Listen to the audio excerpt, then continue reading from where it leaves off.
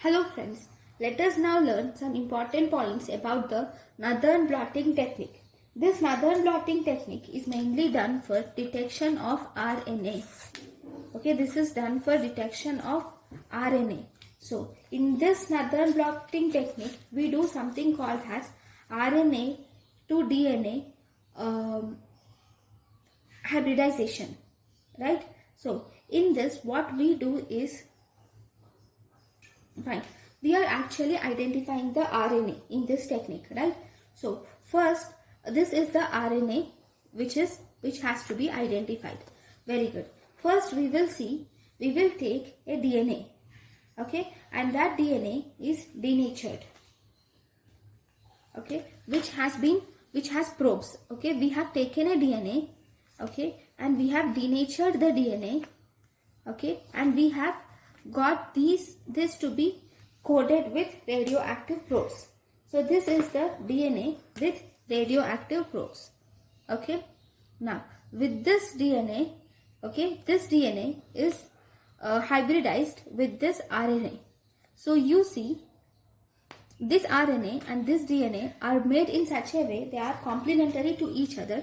So these both are united and they are hybridized, and this is something which we get called as DNA RNA hybrid.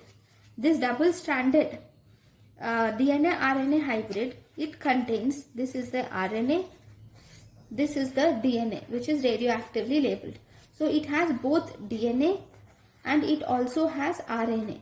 So we call it DNA RNA hybrid, which is used in this Northern blot technique. Okay. Right. Now what we do here in this Northern blot technique is, first and foremost we will see the RNA, okay, and this RNA we will do the electrophoresis of this RNA. Okay, when you do electrophoresis of this RNA, the parts of the RNA have been separated based on their size.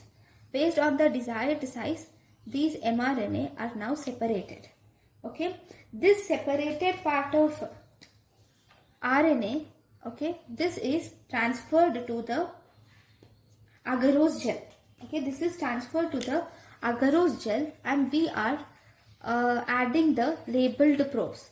And here in this labeled probes, you will see DNA RNA hybridization, and here we are putting it on an agarose gel. So you will see that this is the agarose gel. Again you will see the distribution of RNA with its radio labeled probes. So you will see almost the same distribution.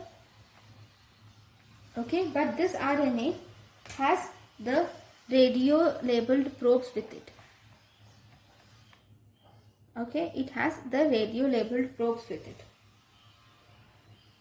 Okay, it is like membrane. It is transferred to membrane. It's not agarose gel, sorry. We are transferring it to a membrane, nitrocellulose membrane. Okay, now this membrane is taken and we visualize it in the presence of X-ray.